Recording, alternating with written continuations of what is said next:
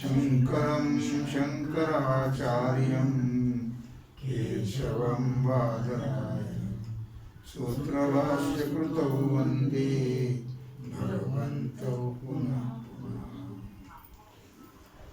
विचार सागर रहस्य तरंग 5वा, हेडिंग 26.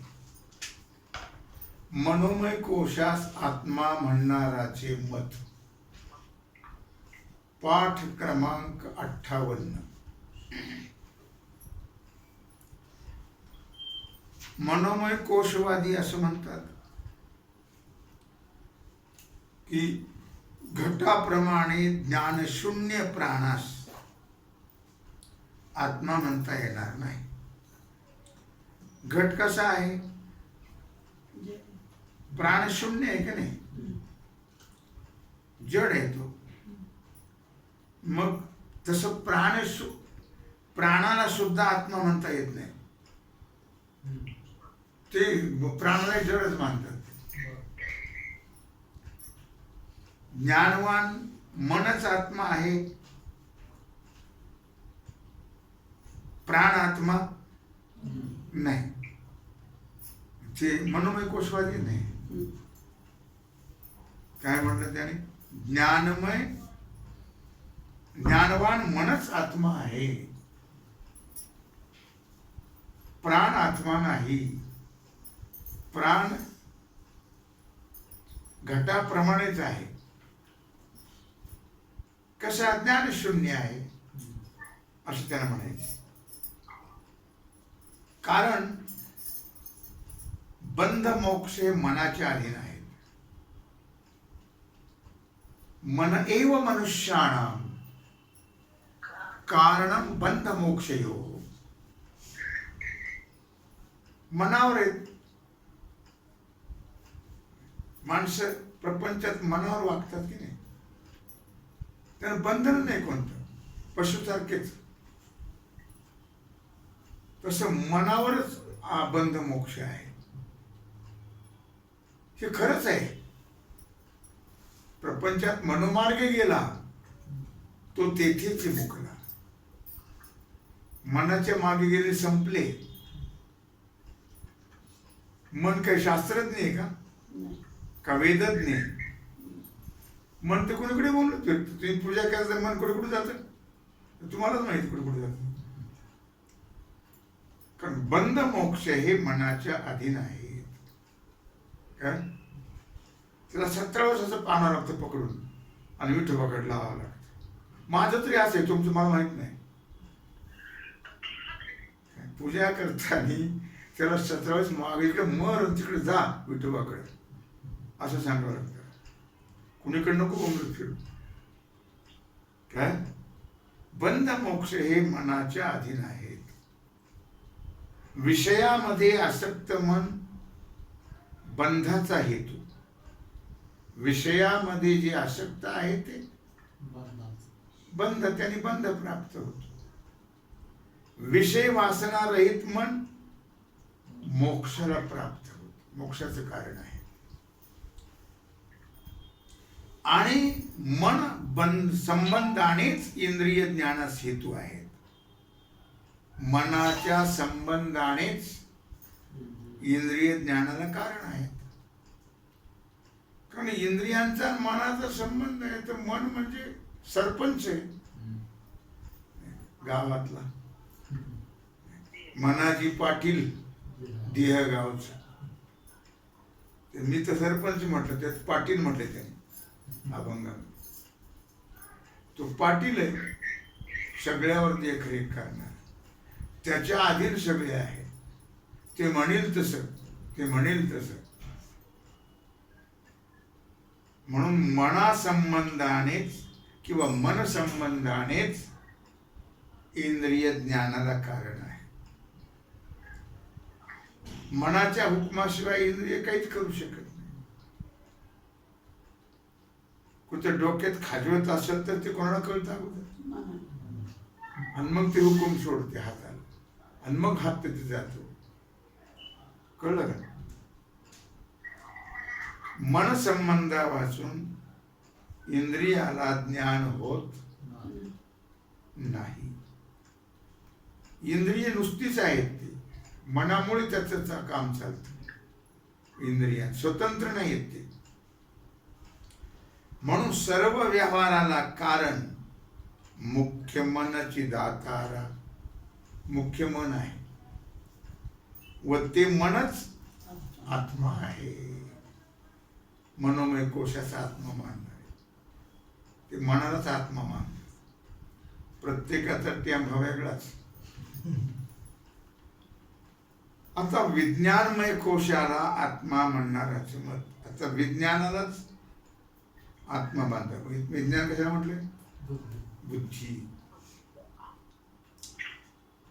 क्षणिक विज्ञानवादी कोण आहेत? क्षणिक विज्ञानवादी कोण आहेत? कोण आहेत क्षणिक विज्ञानवादी? बौद्ध. मोठ्याने बोलत जाऊ. क्षणिक विज्ञानवादी कोण आहेत? बौद्ध. अर्थात ते बौद्ध काय म्हणतात?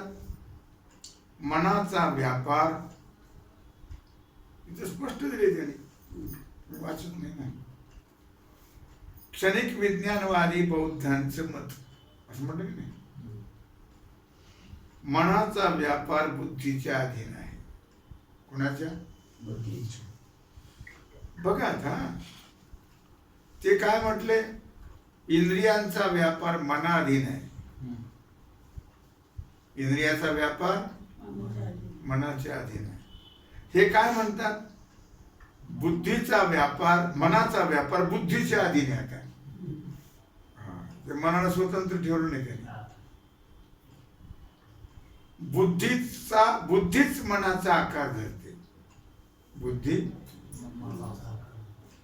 म्हणून क्षणिक विज्ञान रूप बुद्धीच आत्मा आहे. मन आत्मा नाही. खंडन घेत आपलं मांडायचं ना. कळलं? म्हणून बुद्धीच आत्मा आहे. कळतं का? कळतं का नाही? बुद्धीच काय आहे? आत्मा. मन आत्मा. याचा अभिप्राय हा आहे की सर्व पदार्थ विज्ञानाचेच आकार असून ते विज्ञान प्रकाश रूप आहे. सर्व पदार्थ विज्ञानाचेच आकार आहेत आणि ते विज्ञान प्रकाश रूप आहे. बौद्धाचं मत आहे क्षणामध्ये विज्ञानाची उत्पत्ती आणि नाश होते. क्षणात विज्ञानाची उत्पत्ती नाश होते. पहिल्या विज्ञानाप्रमाणे दुसऱ्या विज्ञानाची उत्पत्ती झाली असता पूर्व विज्ञानाचा नाश होतो अगोदरचा. तशी तृतीय विज्ञानाची उत्पत्ती झाली की दुसऱ्याचा नाश, चौथ्याची उत्पत्ती झाली की तिसऱ्याचा नाश, पुढचे म्हणजे की मागच्याचा नाश. अशी नदीप्रमाणे विज्ञानाची धारा आहे. नदीप्रमाणे ती विज्ञान धारा एक आलय आणि दुसरी प्रवृत्ती अशी दोन प्रकारची आहे. नदीप्रमाणे असणारी विज्ञान धारा ही दोन प्रकारची आहे. एक आलय आणि दुसरी प्रवृत्ती अशी दोन प्रकारची आहे. अहम अहम अहम अशी विज्ञान धारा. मी मी मी मी तिलाच आलय विज्ञान धारा किंवा बुद्धीही म्हणतात. मी मी म्हणणारी तिला काय म्हणतात? आलय विज्ञान धारा किंवा बुद्धीही म्हणतात. हा घट आहे, हे शरीर आहे. अशा विज्ञान धारेला प्रवृत्ती विज्ञान धारा नाही. आलय विज्ञान धारा कशाला म्हणतात? कशाला म्हणतात सुजाता? मी मी म्हणणं त्याला आलय विज्ञान धारा. आणि प्रवृत्ती विज्ञान धारा काय म्हणतात? हे घट आहे, हा घट आहे, हे शरीर आहे, अशा विज्ञान धारेला प्रवृत्ती विज्ञान धारा. प्रवृत्ती हा घट आहे, प्रवृत्ती झाली, हे शरीर आहे, प्रवृत्ती झाली. आलय विज्ञान धारेपासून प्रवृत्ती विज्ञान धारेची उत्पत्ती होते. कळलं का? आलय विज्ञान धारेपासून प्रवृत्ती विज्ञान धारेची उत्पत्ती. मनाचं स्वरूप प्रवृत्ती विज्ञान धारेत आहे. मनाचं स्वरूप प्रवृत्ती विज्ञान धारेत आहे. हे शरीर आहे, हा घट आहे. कोण सांगते? मन सांगते. प्रवृत्ती विज्ञान धारेत आहे. कळलं? म्हणून ते आलय विज्ञान रूप बुद्धीचं कार्य आहे. म्हणून ते आलय विज्ञान रूप बुद्धीचं कार्य आहे. याकरता बुद्धीच आत्मा आहे. त्याने सांगितलं मन आत्मा आहे, हा सांगते बुद्धीच आत्मा आहे. आलय विज्ञान धारेत प्रवृत्ती ज्ञान धारेच्या बाद चिंतनाने निर्विशेष क्षणिक विज्ञान धारेच्या स्थितीसच त्यांच्या मतात मोक्ष मान. आलय विज्ञान धारेत, आलय विज्ञान धारा कशाला म्हणतात? मी मी मी मी मी याला काय म्हणतात? आलय विज्ञान धारा. आलय विज्ञान रूप बुद्धीचं कार्य आहे. कळलं? मी मी म्हणणं कुणाचं कार्य आहे? याकरिता बुद्धीच आत्मा आहे. आलय विज्ञान धारेमध्ये प्रवृत्ती विज्ञान धारेच्या बाध चिंतनाने, आलय विज्ञान धारेत प्रवृत्ती विज्ञान धारेचा काय करायचं? बाध निर्विशेष क्षणिक विज्ञान धारेच्या स्थितीसच त्यांच्या मतात मोक्ष. आता निर्विशेष झाली ती प्रवृत्ती, संपली ती, बाद झाली ना. मग आता निर्विशेष झाली. मग निर्विशेष झालेल्या क्षणिक विज्ञान धारेच्या स्थितीला या बौद्धाच्या मतात मोक्ष म्हणतात. बौद्धाच्या मतात मोक्ष म्हणतात. कसल्या स्थितीला? कशी निर्विशेष झाली? प्रवृत्ती धारा संपली, तिचा बाद झाला आणि आलय विज्ञान धारा आहे. कळलं?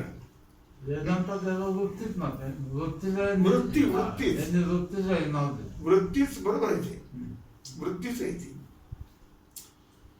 म्हणून त्या स्थितीला मोक्ष मानतात. निर्विशेष विज्ञान धारेच्या स्थितीला मोक्ष मानतात. या रीतीने क्षणिक विज्ञानवादी बुद्धीला क्षणिक रूप आणि स्वयंप्रकाश रूप कल्पना करून ती बुद्धीच आत्मा असं मानतात. या रीतीने क्षणिक विज्ञानवादी बौद्ध, क्षणिक विज्ञानवादी कोण? बौद्ध बुद्धीला क्षणिक रूप, क्षणिक मानतात ते, आणि स्वयंप्रकाश रूप कल्पना करून बुद्धी कशी मानतात ते? स्वयंप्रकाश रूप आहे, क्षणिक रूप आहे, आणि अशा बुद्धीला आत्मा असं ते मानतात. आता कळलं? लक्षात आलं का? अगोदर काय सांगितलं? मनाला आत्मा मानणाराचं मत. अनंतर नंतर काय सांगितलं? बुद्धीला बुद्धीला आत्मा मानणाराचं मत. आता सांगता आहेत 28 हेडिंग मध्ये आनंदमय कोशाला आत्मा मानणाराचं मत. हे आनंदमय कोशाला आत्मा कोण मानत? चिज्जडवादी. कोण मानत? पुढे दिले पहा. चिज्जडवादी पूर्वमीमांसक वार्तिककार भट्ट यांचं मत आहे. चिज्जडवादी पूर्वमीमांसक वार्तिककार भट्टांचं मत आहे. चिज्जडवादी असं म्हणतात, कळलं की विद्युल्लतेप्रमाणे. कारण हे काय मानतात? चिज्जड आत्मा मानतात. आत्मा चितही मानतात आणि जडही मानतात. कोण? हे भट्ट. कारण सुषुप्तीहून काय आत्मा स्थिरस्वरूप असून जड आणि चेतन स्वरूप आहे. बघा, जडही मानतात, चेतनही मानतात. काय देवा! कारण सुषुप्तीहून जागृत झालेला, झोपेतून जागा झालेला पुरुष असं म्हणतो की मी जड होऊन झोपलो होतो, म्हणून आत्मा जड रूप आहे. मी जड होऊन झोपलो होतो म्हणून ही जागृती स्मृती होते का झोपेतच? जागृतीत झाल्यावर. मी जड होऊन झोपलो होतो हे झोपेत नाही म्हणत तू, जाग झाल्यावर त्याला आठवण येते. मी जड होऊन झोपलो होतो, मी सुखात झोपलो होतो, मी आनंदात झोपलो होतो. झोपेत नाही. मग तर समाधी म्हटलं असं झोपेत, त्याच्यात आठवण झाली असं. झोपेत आठवण होत, जाग झाल्यावर. ती अज्ञात विषयाची होत नाही, ज्ञात विषयाचीच होते. सुषुप्तीमध्ये तर आत्मस्वरूपाहून भिन्न दुसरं ज्ञानाचं साधन नाही. झोपेमध्ये आत्मस्वरूपाहून भिन्न दुसरं ज्ञानाचं साधन नाही. म्हणून मी जड होऊन निजलो होतो या स्मृतीचं कारण स्मृतीतले जे ज्ञान, सुषुप्तीतलं जे ज्ञान, झोपेतलं कोणतं ज्ञान आहे? झोपेमध्ये सुषुप्तीमध्ये आत्मस्वरूप भिन्न दुसरं ज्ञानाचं साधन नाही. आत्मस्वरूप हे साधन आहे ज्ञानाचं. ते आत्म्याचं स्वरूपच आहे. कोण? ज्ञान. सुषुप्तीतलं जे ज्ञान आहे ते काय आहे? आत्म्याचं स्वरूप आहे. कळलं का? मत आहे त्यांचं भट्टाचं. म्हणून आत्मा जडरूप आणि प्रकाश रूप आहे. मी जड होऊन झोपलो होतो आणि पुन्हा ज्ञानही आहे आत्म्याचं स्वरूप, म्हणून आत्मा जडरूपही आहे आणि प्रकाश रूपही आहे. तो प्रकाश रूप आणि अप्रकाश रूप आनंदमय कोश आहे. कारण हे आनंदमय कोश म्हणतात. कळलं? तो कसा आहे? प्रकाश रूपही आहे आत्मा आणि अप्रकाश रूप आनंदमय कोश आहे. कारण सुषुप्तीमध्ये चैतन्यभास सहित जे अज्ञान, चैतन्याभास सहित जे अज्ञान, त्यालाच आनंदमय कोश. झोपेमध्ये चैतन्याभास सहित, चैतन्य आभास सहित जे अज्ञान, त्याला आनंदमय कोश म्हटले. झोपेला आनंदमय कोश म्हणते थोडक्यात. कारण झोपेत आनंद असतो की नाही? झोपेत कळत नाही, तो भाग सोडून द्या. पण झोपेत काय असतो? आनंद असतो. जागृतीमध्ये 17 भानगडी, झोपेत निरामय आनंद स्थिती असते. असते का बाई झोपेत? कारण सुषुप्तीमध्ये चैतन्याभास सहित जे अज्ञान, त्यालाच आनंदमय कोश. तिथे आभास प्रकाश रूप आणि अज्ञान अप्रकाश रूप आहे. आभास प्रकाश रूप आणि अज्ञान अप्रकाश रूप. म्हणून भट्ट मतामध्ये आनंदमय कोशच आत्मा मानतात. बाकीचे दोन्ही फेल गेले मागचे. अर्थात आता शून्यवादी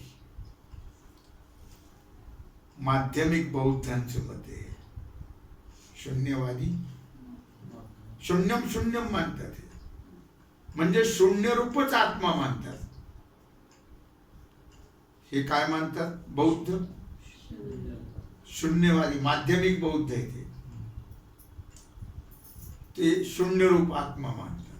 हे बौद्ध हे बौद्ध बौद्ध पहिले एक विज्ञानवादी, क्षणिकवादी, क्षणिक विज्ञानवादी आणि हे शून्यवादी.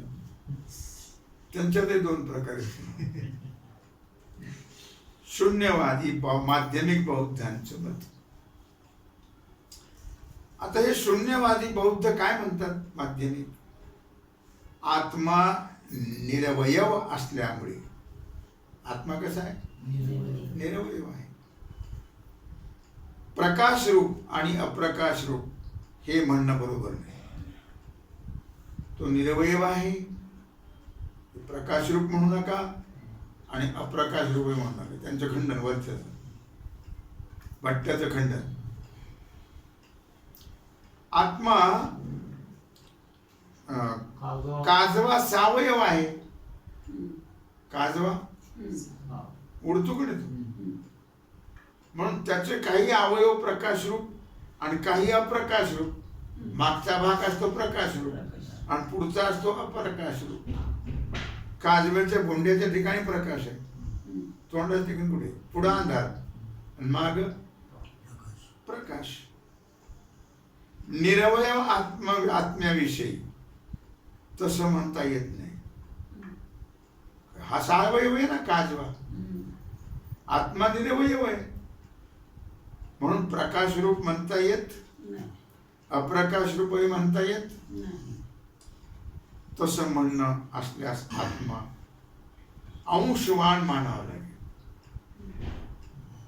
जर प्रकाश रूप अप्रकाश रूप म्हटलं तर त्याला अंशवान मानावं लागेल.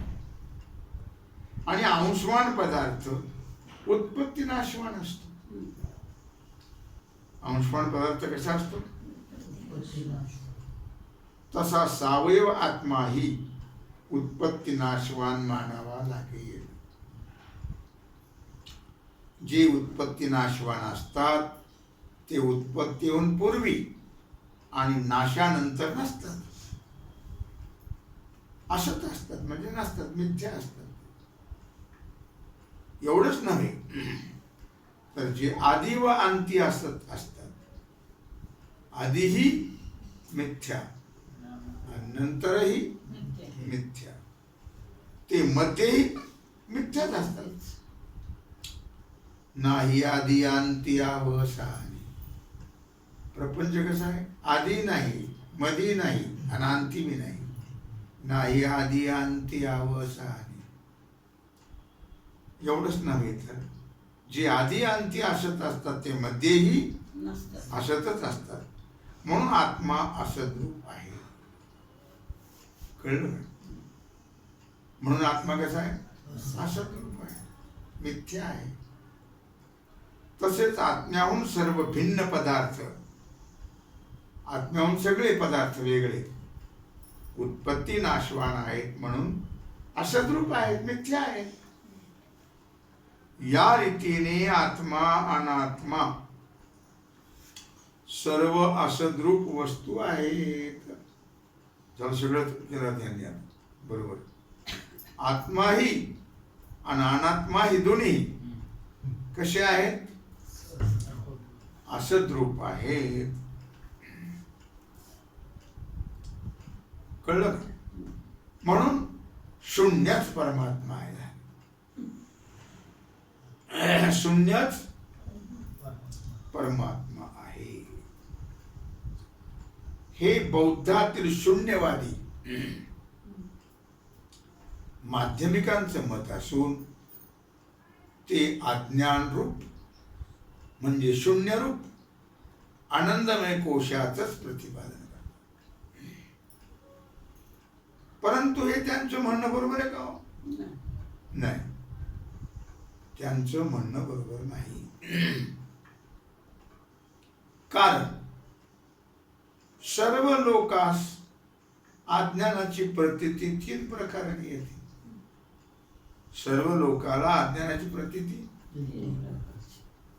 1, ज्यांना अद्वैत शास्त्राचा संस्कारच नाही त्यांना जगद्रूप परिणाम पावलेले अज्ञान सत्य असं प्रतीती नाही. जगतच सत्य मानतात. 2, अद्वैत शास्त्र आणि युक्ती निपुण पंडित यांना अनिर्वचनीय अज्ञान आणि तत्कार्य जगत मिथ्या रूपाने प्रतीत होते. स्वतःहून विलक्षण, सतही नाही असतही नाही असं जे अज्ञान व अज्ञान कार्य जगत हे मिथ्या रूपाने प्रतीत होते. काय? 3, जीवनमुक्त विद्वान यांना कार्यासहित अज्ञान अलिक आहे. अलिक म्हणजे तुच्छ, तुच्छ रूपाने प्रतीत होते. तुच्छ, असत आणि शून्य हे 3 शब्द एकाच अर्थी आहेत.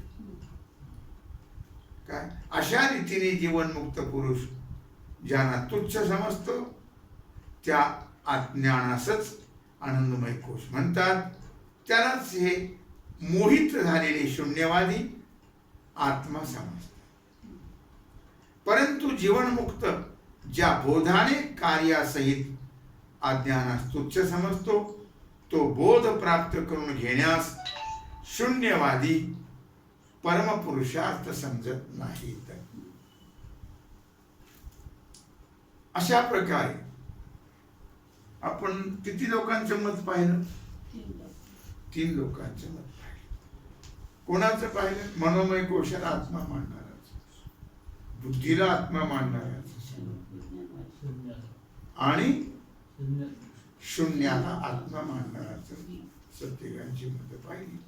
तेव्हा झालेली सेवा भगवत चरणी समर्पित करून राहिलेला जो सेवेचा भाग आहे तो आपण उद्या पाहू. कुंडली कवरदे हरे विठ्ठल श्री ज्ञानदेव तुकाराम हरिनाथ भगवान की जय.